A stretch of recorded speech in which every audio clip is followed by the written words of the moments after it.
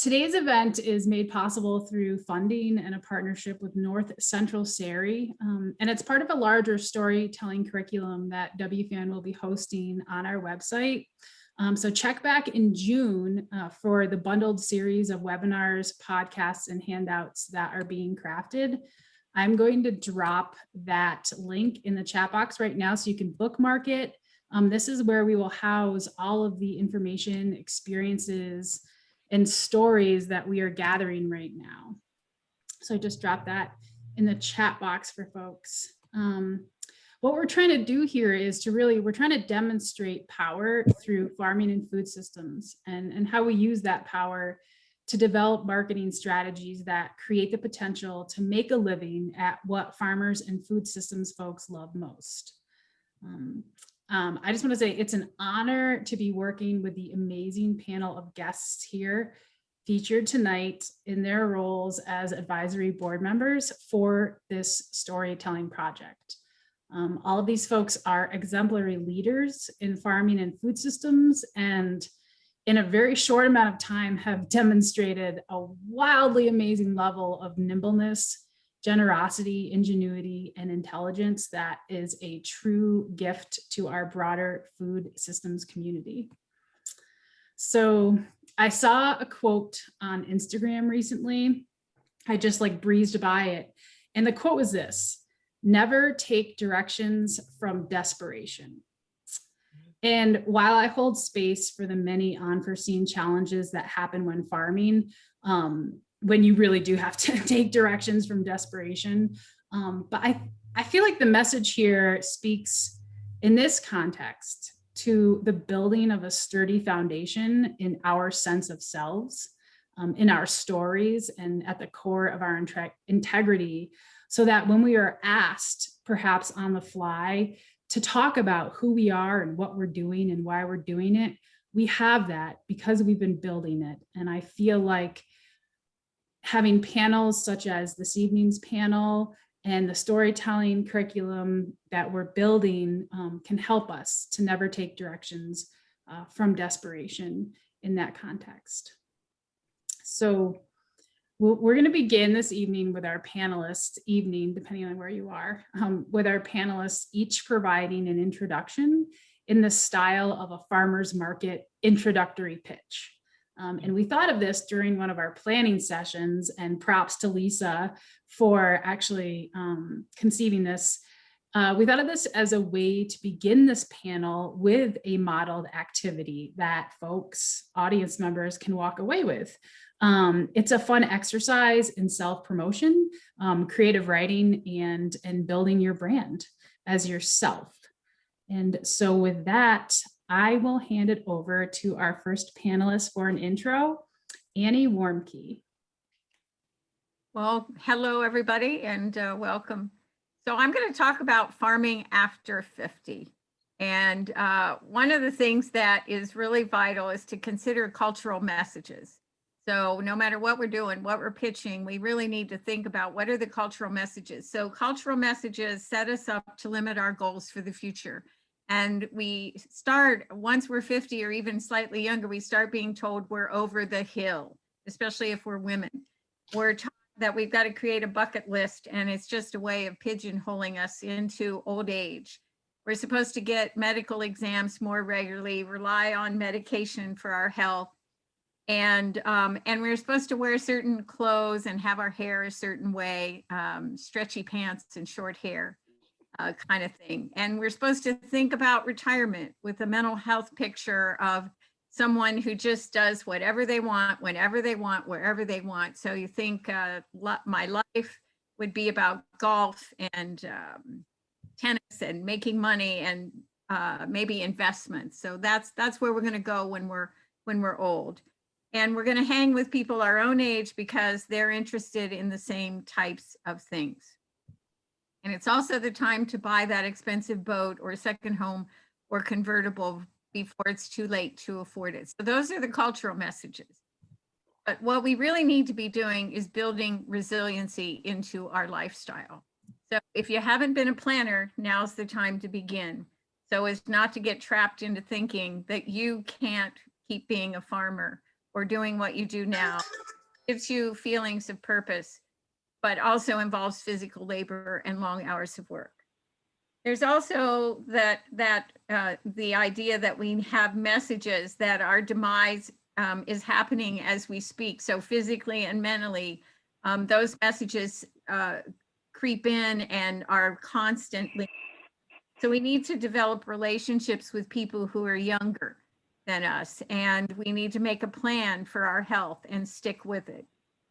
Creating opportunities to use your resources to attract young people in your direction, like internships, mentorships, events, and getting serious about retirement and where the money will come from to support your lifestyle. So find an attorney or an investment counselor that 4 people or even more say is a good person to about estate or retirement planning. And set amount in exploring those options. Usually the first 30 minutes are free. And guess what? You can forget about it then after you've done it. Planning begins differently now. So instead of 10 years in your plan, it should be 5 years into the future. Talk about how you envision your older years. What is that going to look like? Talk about death planning and creating a plan so you can also forget about that until it's needed. Get the business done that gives you 5 more years in your work, and keep at it with the idea that you will begin to consider what the next 5 years will look like, as your body might at that point not be as resilient. Then begin to think about how the land, the livestock, the people in your life will evolve over the next decade, and make adjustments on that 5-year plan to reflect how those years will influence your work, your business, and your leisure. Talk and befriend other women who inspire you, not just women your own age, and cultivate the youth in your life because they bring new ideas, new book titles, new films and questions. Learn new things, find new ways to celebrate life's events and build those events into your annual planning strategies. And finally, stop lifting 50-pound bags unless you already lift weights for muscle tone. I hope Thanks, you buy Annie. it. Thank you. And we'll move to our next panelists for their 1-minute intro, farmers market intro. Okay, that's me. Thanks for coming out to the market today. Hello, my name is Cherie. Welcome to our table. At Three Sisters Gardens, you'll find a variety of fruits and vegetables. Don't overlook our free-range eggs. Our hens, they consume an organic diet. So when they partake of the garden, what's in the garden, we don't worry about it because our garden, everything in there is free of pesticides and herbicides. We don't really like them going there, but we know that they're going to be safe and keep up with their organic diet. So once you try our fresh, wholesome produce items, I'm confident that you'll be pleased in knowing that you are serving your family safely grown fruits and vegetables that's nutrient enriched, naturally good stuff. So I'm looking forward to seeing you again and to hear how much you enjoy the choices you made today. Have a great day. Enjoy the rest of your day. Thanks. Come back. Awesome.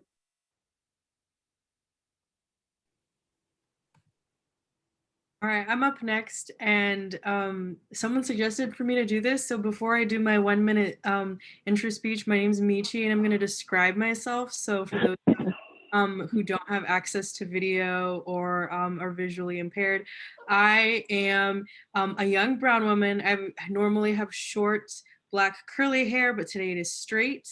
And I'm wearing glasses and gold hoop earrings.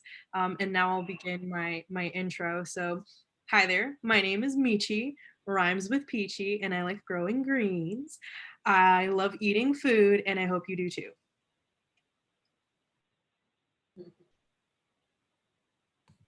Thanks, Michi. I really like that description piece as well.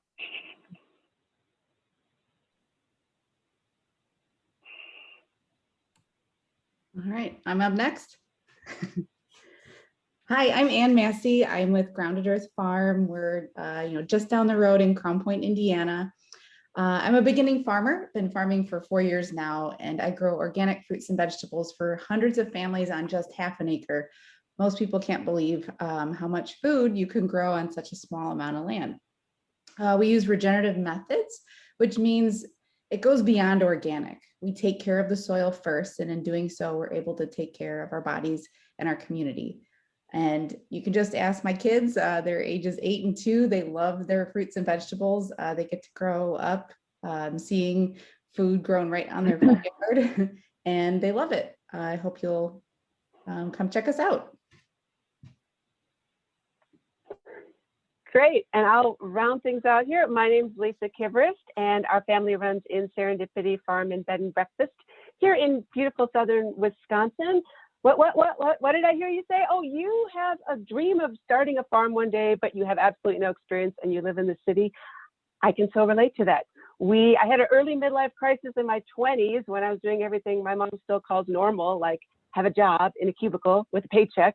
But I just felt drawn to the land, and we moved here to Wisconsin, not having planted a seed, but don't necessarily recommend that strategy. There's lots of good resources for beginning farmers nowadays. But the point is you can learn to grow anything. And as you can see from our organic produce here on our table, we do a diversity of things. We really work on soil conservation and enhancing the soil, and all things we learned along the way because we moved to a conventional farm and have been building resilience here ever since. So sample, enjoy, and come back.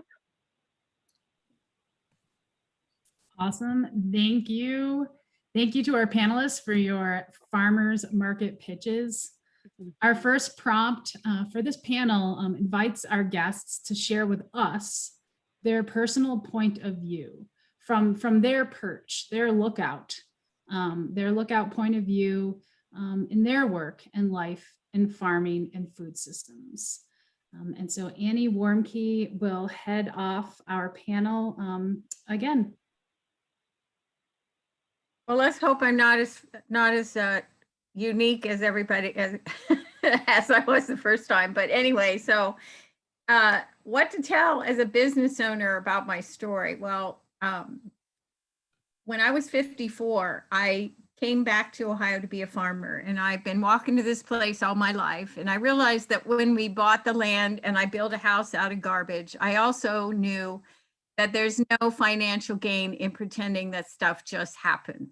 I learned early in life from another farm woman that making lists, making long-range plans, and then executing the plan was a solid organic way to move my agendas in life. So every year I have an annual planning meeting with my family, and the 5-year plan gets reviewed and altered if needed. My goal from the beginning was a long-term plan that incorporated sustainability, ability, and resiliency in my work and my relationships. I did this by considering that the soil, the weather, the insects, the plants, the critters, and the humans were the picture I had to paint to be sustainable and resilient. And I also realized that I'm just one cog in the wheel of this system. I wanted to go the distance of a lifetime, not just for the years my culture said I could do this work. And what was this work? I had to figure it out. I was bold. I held workshops where people paid me to learn how to make can and bottle walls, or how to fill tires with clay to create a home. My workers called me Tom Sawyer Enterprises because I found ways for people to pay me to do my work. But I also learned from them, and often we became friends. I was hungry for knowledge, so I attended conferences, and one of them had a workshop on providing milk for your family. They talked about the benefits of raw milk, and I knew immediately that I wanted to be a goat herder. My only regret since then has been that it took me so long to find the farmer DNA in me. People started telling me at this time to rein myself in, saying that I was nearing retirement age. So what was I thinking to start a whole new career? They said, slow down, your body's getting too old to do hard work. They said no one was even thinking about green in the farming industry, or thinking about the concept of sustainable living and building resiliency into work and life. I was told I needed to work less, not more. Conversations sometimes began by asking me my blood pressure or my body fat ratio, which I had no idea what that was. I just said, this is where I've been walking to all my life. When you look around and see the goat herd, the buildings made of trash, the art, the interns, this is what my brain was creating and planning for all of those years of working at another vocation. I needed to learn enough to be here now. I'm smarter than I've ever been. I'm more confident. I make good decisions, and I'm a visionary. Why would I give up on all the knowledge I've acquired to go sit somewhere and do, I don't know, I have no idea what I do. I'm not retiring from my life anytime soon. Beautiful. And next on our panel,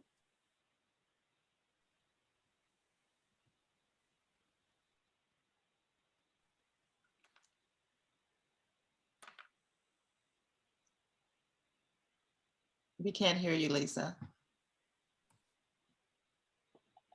My goodness, I'm sorry about that.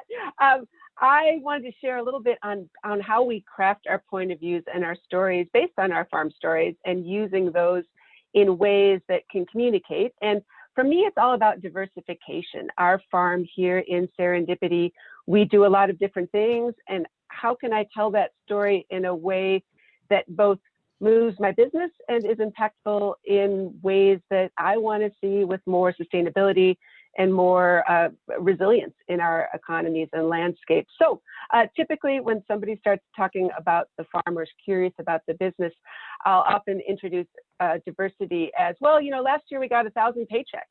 And that usually gets people's attention because they're thinking, whoa, you know, you're doing really well. Now, some of them are really small. Actually, most of them are really small. Somebody might have bought some garlic. Somebody might have bought some jars of pickles. Somebody might have stayed one night at the bed and breakfast.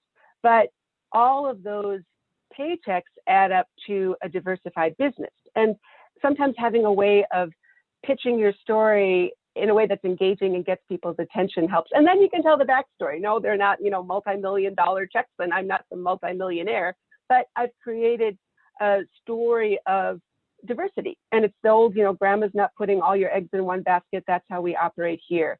And I find that resilience, the story of diversity really supports two perspectives that I like to talk about. At first, resilience, and how just like Mother Nature, bringing it to ecology, having a diversified business represents Mother Nature. She doesn't just plant one seed, and I don't plant just one business, because when things get stressed, in times of stress, resilience works. And a real good way to exemplify that now is under COVID. And when we have a diversified business, I couldn't run the B&B last year. I'm probably not running the B&B this year due to the pandemic. But you know what? I can amp up the other things. I can amp up the vegetable sales, the other aspects of my business, so things are okay and we can handle it. And secondly, I love to talk about diversity from a women farmers lens as to why not just me, but all of us probably in our own way really thrive in a diverse environment. It's how we women cultivate creativity. It's how we create community.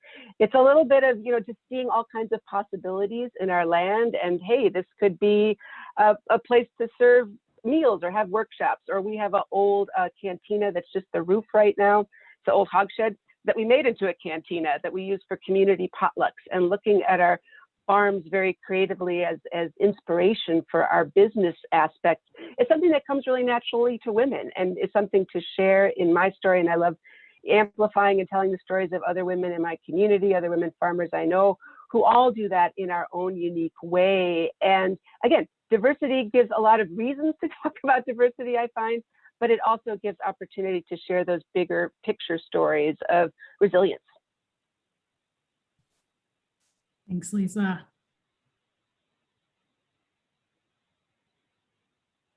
Hi everyone, this is Michi speaking, and I'm just gonna repeat the prompt for the panel, and it was to describe your point of view.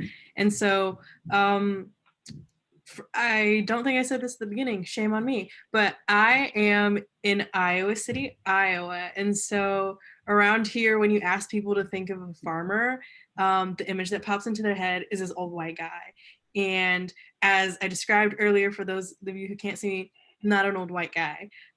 So I'm really just not who people expect. And, you know, pre-COVID, when I would host people out on the farm, whether they were children or adults, or if I were going to go somewhere to talk about the farm, I would often like walk into the room and hear like things like, oh, like, where's the farmer? And there's this like video of Cardi B turning around being like, forever. And like in my head, that's what's kind of playing through my mind as I'm like, she's right here. The farmer is right here. And so then my point of view is that of a beginner farmer. I'm going into my 3rd season.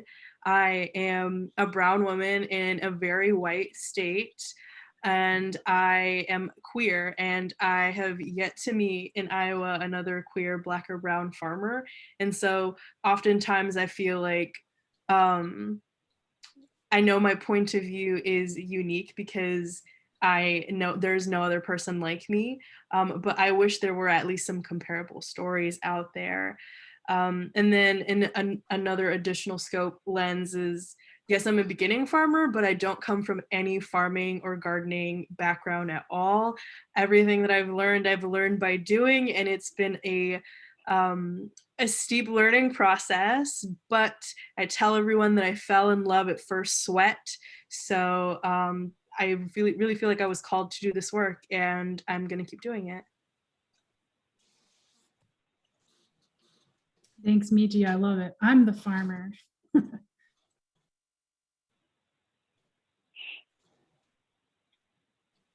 Thank you, Michi. In a very different way, I am fully with Michi in that representation matters, and that even when we don't see someone who looks like us or is like us, that to be the pioneers out there gives permission for so many others to step out on a ledge. Thank you, Michi. I have some slides I wanted to share. I'm going to try. I'm not as tech savvy as most. Let's see. And Are you able to, Amy? It's not letting me do it. sure, let me pull up the slides and then just let me know. All right, love you, buddy. Let me know if I'm on the right one. Okay. Okay. Oops. Yeah. Awesome. Thank you. So I actually got to take a storytelling workshop a few years ago from Sherry Duggar, who used to be, I believe, the director of WFAN. And what she told us was to think about the journey, to talk about your journey as becoming a farmer, going through farming, and to be the hero of your story. In which a lot of the women were like, how are we heroes? How are we experts? It's hard to share our story and feel confident when we're, so early on in our careers. And she said, you have to have the confidence of a mediocre white man. Just get out there. You are an expert, whether you're 1 year or 10 years, you're an expert of what it's like to be farming for 1 year, or you're an expert of what it's like to be farming for 10 years. And I've taken that to heart as I try to have more patience with sharing our journey for the people that are interested in following along with us. Before, I felt like I just needed to say things quickly and move on.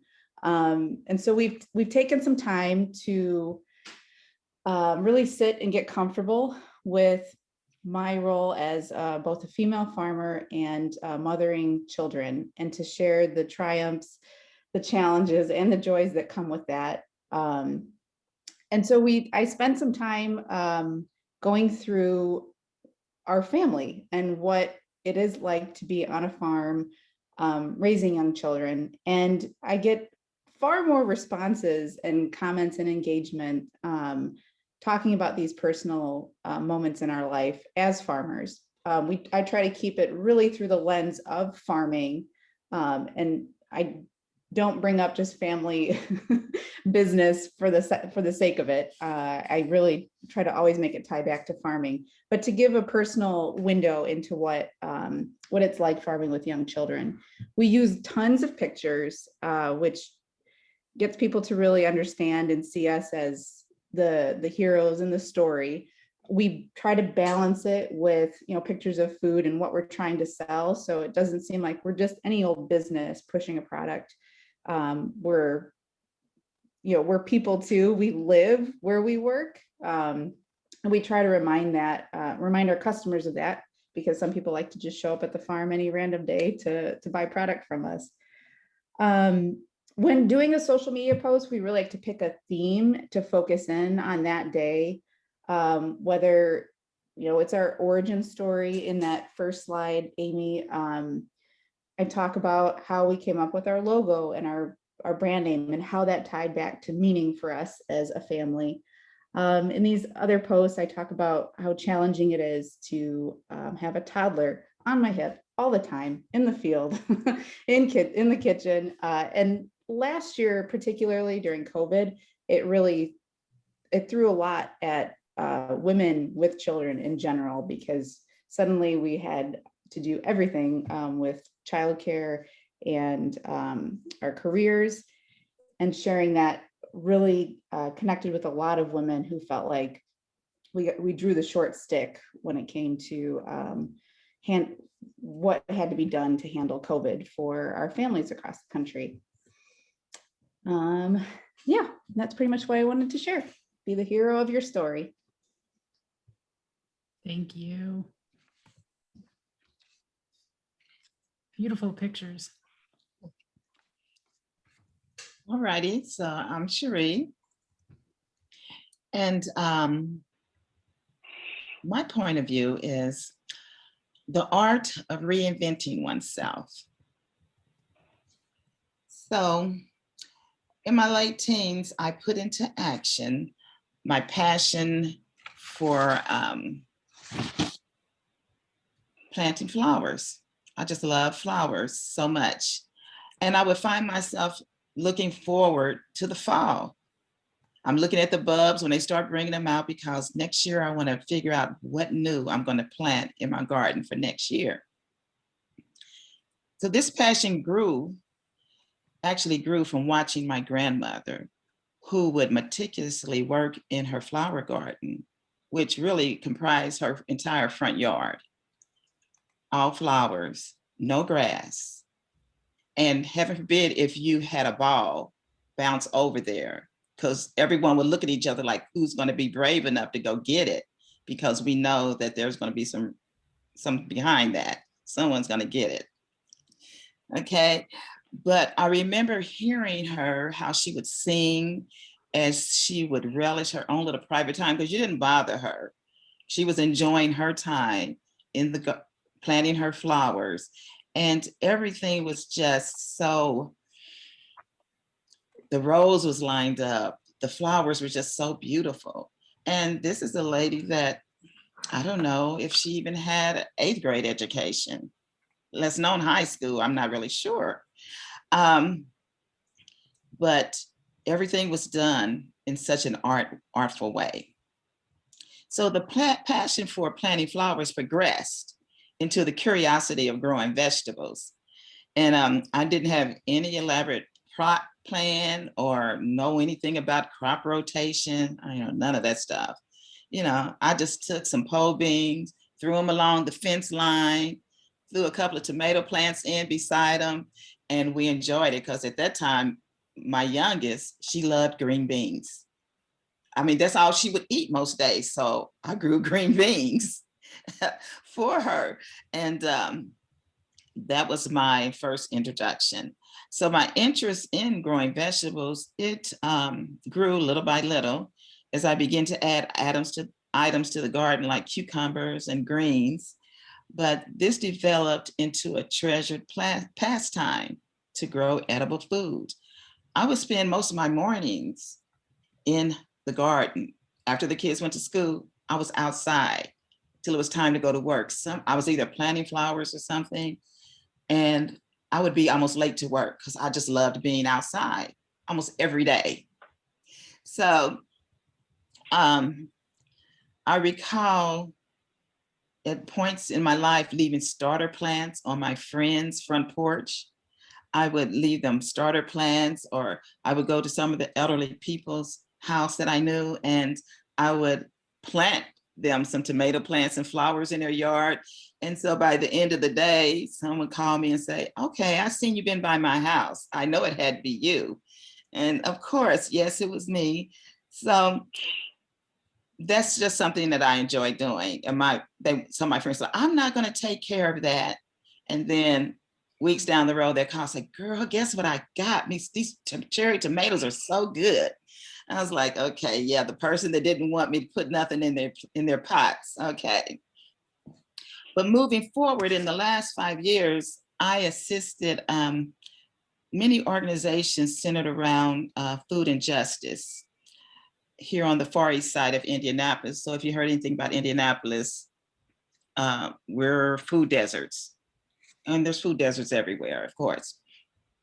But a group of us got together and we created a group called the Good Food Connections of the Far East Side of Indianapolis. And then everybody had different projects, so we kind of split up. But we gained so many community partners through that project. And then later I was in the Indiana Black Farmers Co-op. We developed that organization. So I was also blessed during this time was to help develop 2 community gardens in my community. And that brought along more community partners. So I worked there and helped develop those gardens. But along this journey, I lost sight of what I originally wanted to do. I finally say that I've come full circle from that original plan of 6 years ago, because all I ever wanted to do was plant a garden in my backyard. I went out looking for somebody to help me come and design the garden in my backyard. And I end up getting involved in all these projects, learning things that I thought I knew. I thought I knew stuff. I didn't know anything. So I learned a lot. So it took me this time, and now I come back around. So I'm converting my backyard, in the process, converting my backyard to a homestead garden. But yes, the only thing I want to do is I want to have that flower garden like my grandmother had. And that's what I want to look forward to trying to develop and nurture. And I always thought I would have it, but it hasn't happened. So I'm asking, is this art or is this happenstance in my life? Thanks, Cherie. Gosh, I'm so inspired every time I hear a farm story by something new, and I'm envisioning your grandmother's roses right now. Our second prompt dives a bit deeper here, and we're asking our panelists for this deep dive, how do you share your point of view with different audiences? How does this change? Or maybe it doesn't change at all, depending on your message's destination. And Lisa, I think, So, yeah, I can kick it off. So I find sharing stories is really about a conversation with whoever you may be talking to. And for me personally, here in my area, southern Wisconsin, we have a strong growing network of women farmers in the organic and sustainable realm, but it's taken years to grow. And we're still the minority in a very conventional, larger scale dairy place. And what I have found in talking about my story and my farming background is connecting with people in my area, but stories of what they grew up with. So, for example, with a lot of the senior farmers around me, a lot of what we're doing here, small scale farming, homesteading skills, is very much what they remember growing up, in the 40s and 50s here, where every farm was very self-sufficient and you grew your own food and you had your own chickens and you did all these things that made it a very vibrant place. And having those conversations and sharing my story of what I'm trying to do and asking for help and asking for information and what do you remember and how did you used to do this and what do you suggest I do with this now has really helped establish relationships and trust, and that allows us to tell our stories even further, because when I have that and I have things in common with people I'm in my community that I'm sharing with, then questions come on their end of, what are you doing over there? Or one year we had like weeds, undescribable weeds so high that our neighbor actually came over and asked if we were growing pot. I'm like, no, those are just weeds.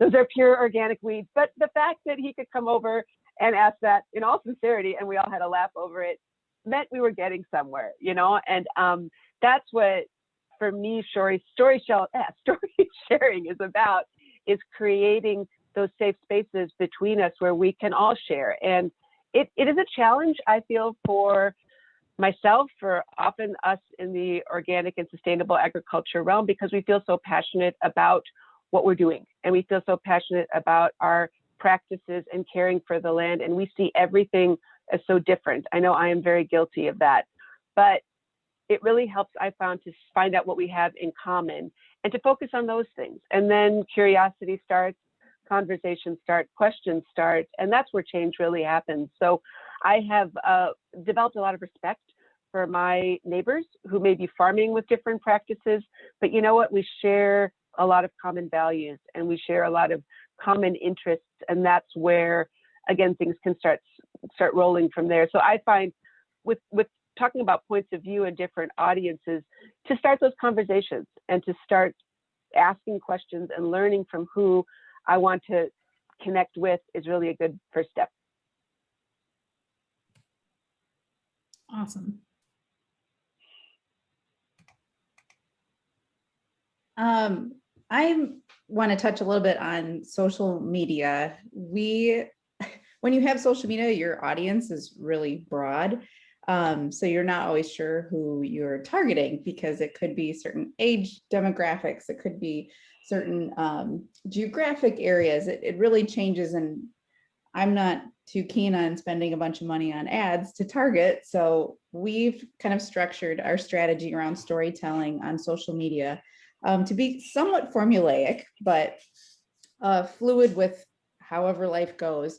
But generally, we like to balance out our storytelling with talking about our triumphs, and then balancing that out with our challenges, so that people don't feel like we're excessively positive, but also not Debbie Downers. There have been a few farms that I've followed that have been on either side of the spectrum. And I think it can get a little bit exhausting when you feel like you're just watching a highlight reel, or you feel like you're constantly on this like horrible roller coaster with somebody's family that is always experiencing tragedy. So we'd like to try to balance those out. We also like to do pure scrolling fluff that just like, look at this beautiful picture of tomato or spring flowers that we came across, and really not put a whole lot of text in, so that it's just, kind of mindless for those people that want mindless fluff, but to still engage. And then we also do posts that are really deep dives into issues that are important to us. So I also do a lot of food systems change work. And so I'll talk about the issues that are presented to female farmers or BIPOC farmers, how hard it is to make a living as a farmer and why that is, and really kind of give people a little bit of a taste of what food systems issues are really preventing them from having local food access, and how we can help make people heroes of their own story by giving them chances to jump into the local food movement or supporting local farms in a way that resonates with them. And so that's kind of been our strategy, is to alternate between these different types of posts to not fatigue any of our audiences who would grow tired of constant positivity or constant negativity, et cetera. Thanks, Anne. I like that approach. Hey everyone, this is Michi speaking, and the prompt to the panel was, how do you share your point of view with different audiences? And so the way that I think about my story is I like to, in my mind, imagine my stories like different chapters of my entire life, and how all of the chapters coming together are creating my story.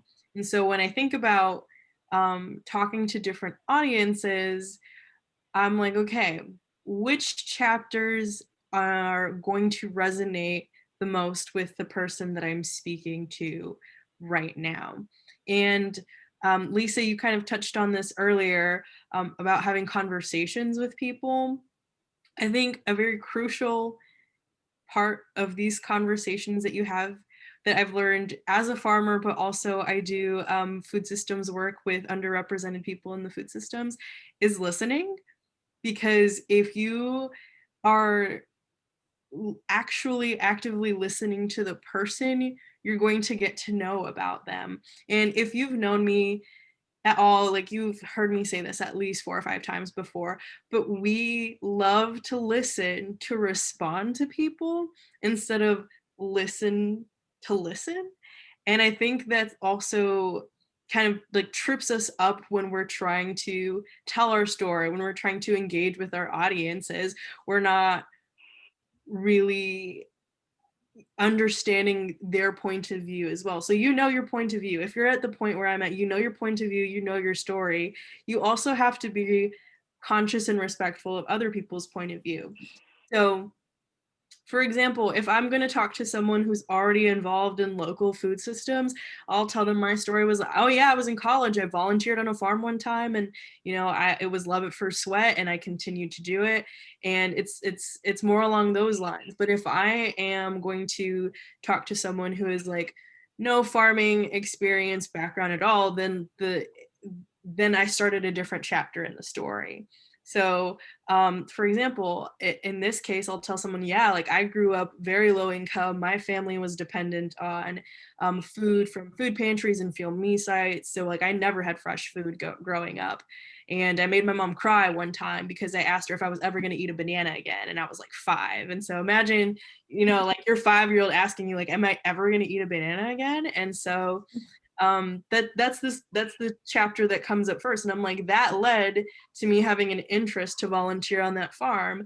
And then the rest is history. And so knowing your audience, and it's not that like one group of people deserves to know more about me than another group of people, but it's about, again, like knowing who you're talking to. And I know that people who have no farming background at all, like they have no connection to the land. Like they just don't understand that the love that we have for getting the dirt under our nails. So if I start with this background of like, I didn't have food growing up and now I'm growing my own food, it kind of just like, it clicks faster. So yeah, again, I view my story as different chapters. And when I'm talking to people, it's literally, okay, if you watch Queen's Gambit, you see like all the chess pieces like that she like sees on the ceiling. Well, for me, it's like chapters of my life. And so then I'm just like, okay, I'm gonna like pull down these chapters and I'm gonna talk about these things to this particular audience because I know that they're gonna get this, or I can pull out these different chapters in a different circumstance. And so knowing your own story, knowing your own point of view, and then also knowing the point of view of the people that you talk to. This is Michi and I'm done. Beautiful, Michi. Thank you. So I think I'm going next. So I'm Annie Warmke from sunny Philo, Ohio, and Blue Rock Station. And one of the things that I've learned early in my adult career life is something that I only put into words recently and created the GOAT Guide for Life. And the first step in the GOAT Guide for Life is to make it their idea. And this isn't manipulation. It's really just saying, where is this person coming from? And how do I learn that really, really quickly in those first couple of seconds? So that I can think about, what do we have in common? And what is it that I want from this relationship with this person? And I feel like we have to evaluate that at every step, because there are a lot of people that that maybe we don't really want to have a relationship with at that point. And so to live sustainably, you have to kind of figure out how to figure that out. I also think we have to create time for these kinds of conversations. And one of the things that I like to do is to organize people. I often say I was a sheepdog in another life, because I see something and I think, oh, we have these issues in common, but we all have lots of different ideas about them. So how could we create safe space where we use the resources we are to bring people together, whether that's on a Zoom call or before COVID, definitely using the resources of our farm. So it isn't always specifically about food, but it is about sustainability, and it's always about how food fits into sustainability. And I ask people, where do you want to be in 5 years? Or where do you want to be next year at this time? And how do you want to get there? And how can we support you in getting there? We also love to create opportunities for partnerships and not being, as they say, the sage on the stage. I heard that in a meeting this week and I liked it, but in saying we all have something to contribute. So how can we help create opportunities for you? And we love to sell things online, ideas with pictures of animals and plants and the weird buildings we have and things like that. And I love old photos of women doing things, especially cowgirls. I love cowgirls. They're so strong and they have no apologies. It's like kick ass and don't worry about it. And I love that. And so I love to sell things that way. And I'm an activist. So I bring that to the table in that I'm not going to apologize for saying women deserve this or white men are doing that and I don't have time for it. And so that's a part of everything I do. And I market that. And I would guess that anybody who knows our farm knows that's the case. So they have permission. It's like we're holding space for them to activists themselves, to want to make change around food systems or building anything, whatever that is. And one thing that I did learn very early on, coming to an area where I am the foreigner and we are not accepted for our ideas, our philosophies, our way of life. People have shown that they want to think we have nothing in common. Instead of reacting to that, I found that the marketing of asking somebody for tea changes the playing field. So when someone is attacking or doesn't like our marketing or doesn't like what we do, and we say, well, we'd love for you to come for tea and learn more about who we are. And I think that's what we're all talking about. Let's all come for tea and let's learn the best way we can. And then let's see who stays and who goes home. That's my philosophy. Thanks, Annie. Tea time. And, Oh, yeah. Cherie. Okay. I approach mine just a little bit differently. I approach it as though I'm in a community center, trying to get parents and their youth to sign up to participate in a community garden or just to broaden their horizons in their own space and time. So first I make a pitch to the parents and then separately to the kids. So let's see how this goes. We are what we eat. So how do we control the quality of the food that we eat? Or does it really matter? We assume that when we buy groceries, that when we buy our groceries from a conglomerate grocer, that we're getting something of great value. But how long ago were those groceries or produce harvested? Were they harvested before they matured? Or did they just were allowed to ripen during their cross-country trek to our local grocery? Which means that they probably don't taste very good. They definitely have poor quality. So we don't have any control over any of those scenarios. So we could start by reading labels, trying to understand all those different words we've never seen. Going with our phone in the grocery store, we could read labels to try to figure out what's a better quality food. Or we could add more fresh herbs to our diet instead of salt. That's always a good thing to do. But how about buying organic? Ooh, it's healthier for our bodies, but it's too expensive for average households. So we should band together across this country and tackle this problem. I lost one second. But since we can't really do that, let's do what we can do. We can't change the country overnight. How about growing our own produce during spring, summer, and early fall?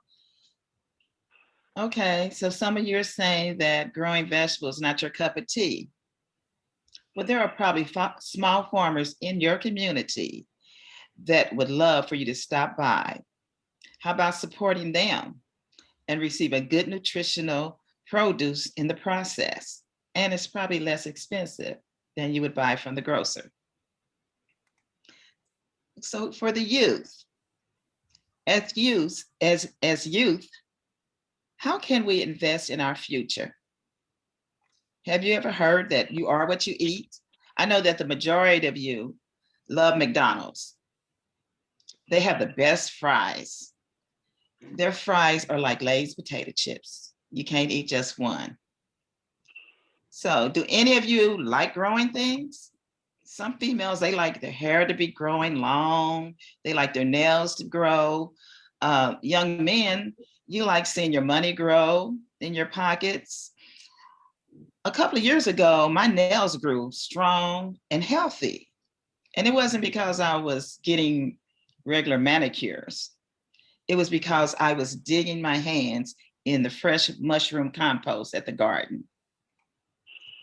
Does anybody here have a home garden, or do you know of anybody that has a home garden?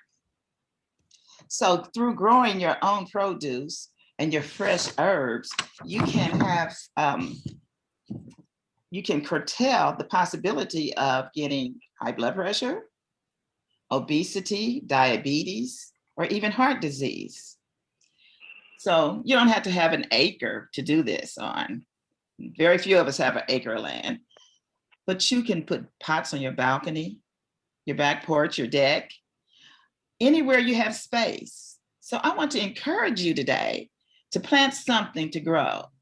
Remember in elementary school, how the teacher gave you that styrofoam cup and a little soil, and you planted that bean in there, and then you took the bean plant home. I don't know how many people survived, but they didn't get watered much, you know, a couple of days, and we just forgot all about that bean plant. But I want to encourage you to grow something today. It could be a flower or it could be a vegetable. Get a bean out of the cabinet, plant that bean and see it grow, tend to it and nurture it. A healthier lifestyle will mean a healthier you. So let's look forward to that healthier lifestyle. So that's my pitch to the kids. That's awesome, Cherie. Thank you. I think that critical community organizing piece is really important there. And I love that lead up to the local farmer pitch. Awesome.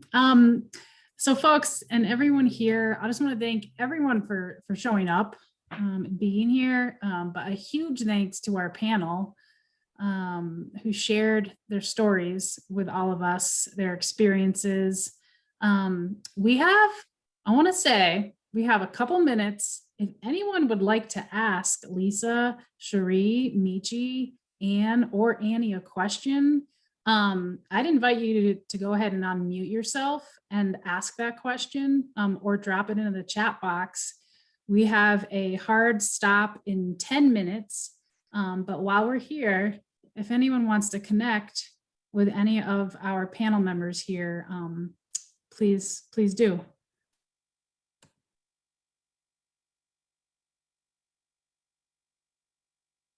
Rebecca giving us a shout out.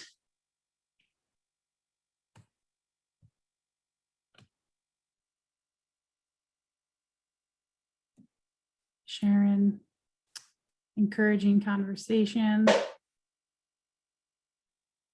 Give folks another minute if they want to drop, and if anyone wants to drop a question in, and if not, we can end. Oh yes, thank you, Michi. This is also a great time if panelists want to drop in their contact information in the chat box. This is a great time to do that.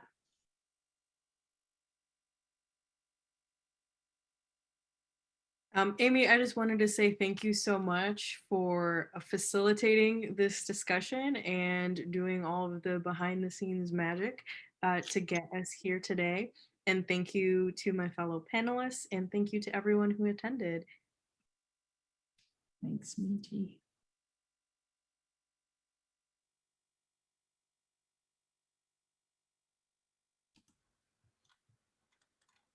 I want to thank everyone. I learned something from each one of you today, and that's what all of this is about. It's an ever learning process. So we always have to have our minds open to new ideas and concepts. And I just appreciate you, and don't stop what you're doing. Thanks, Cherie. We do have a question. If anyone wants to answer, where does your courage come from? Do we have a choice? I don't think we have a choice. I think that we believe in something that's really valuable, and that is the power of all of us together doing the work. And I just don't think we have a choice. A lot of times we are not courageous. We're faking it till we make it. But we're standing on the shoulders of so many women's DNA. We got to do it. We don't have a choice. I think that I don't know if it's courage or just that desire. My brother said, "You're always busy." He went to tell my mother on me, and I'm an adult. She never sits down, Mom. She's always doing something. But I never knew that I would come in this direction in my life, or I would have planned for it, like Annie was saying, years ago. And I quit. I want to quit in my head, and I said out loud at least twice a month, maybe a week. I'm like, I can't do this. I want to quit. But there's something that would not let me quit. So I continue, because now it's going to be in my backyard. So every time I look out there, I'm going to see something, and hopefully something, a lot growing and to contribute. But I want to quit a lot. So just have to be strong and keep marching on. Now that I know more people that I can reach out when I'm having those slumps, then I can be encouraged to keep moving. And building on what Cherie said there, it's that knowing other people. And I think when you talk about building courage, I know my courage is as strong as the women I know. And it's that support bank of women, which can be a challenge, I think, growing or getting even to, well, particularly during a pandemic, but you add in the layers that most of us who live in rural communities are pretty isolated already. And the fact that we're in a minority of farming period in the sustainable realm, that it takes time to build those relationships.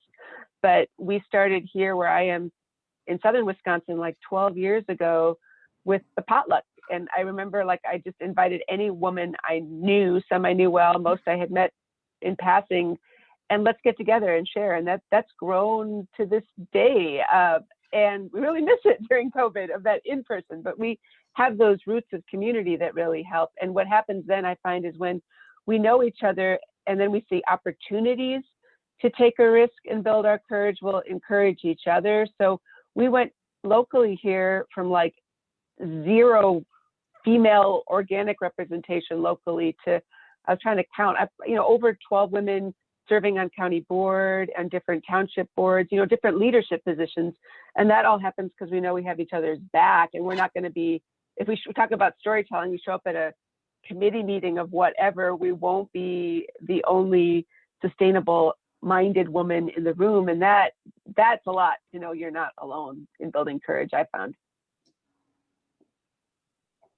I don't know if there are any other Brene Brown fans in the room, but for me, it's definitely living into my values. I find that a lot of women who have made a career change or really embrace this way of life as a full-time gig, it's because we can live into our values. And there's so much courage that can be gleaned from that when you don't feel like you have to defend anything. You're all in on it.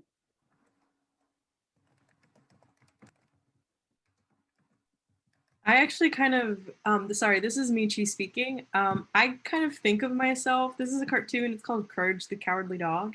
It's about this little dog who is afraid of everything, including his own shadow.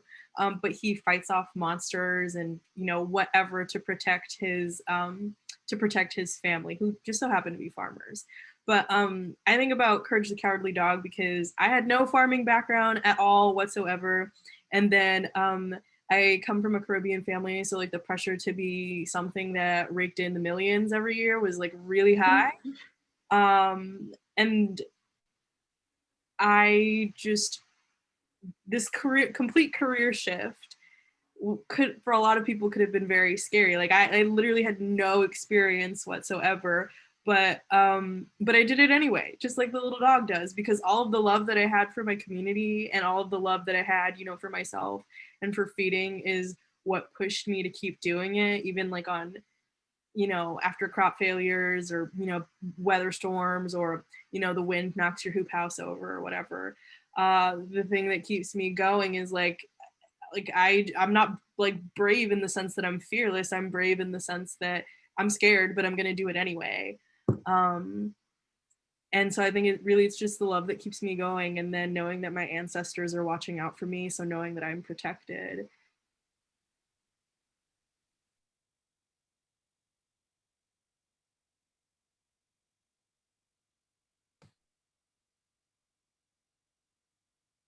Sharon, that was a great question.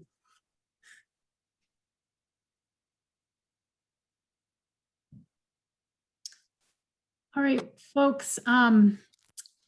We'll be uploading this recording to WFAN's website, along with our other webinars and podcasts and handouts. And just again, many thanks to our panel, Lisa, Michi, Cherie, Ann, and Annie, and many thanks to everyone for showing up and doing what you do. And I hope everyone has a really great evening and week. Thank you. Good night, everyone. Bye, everyone. Bye.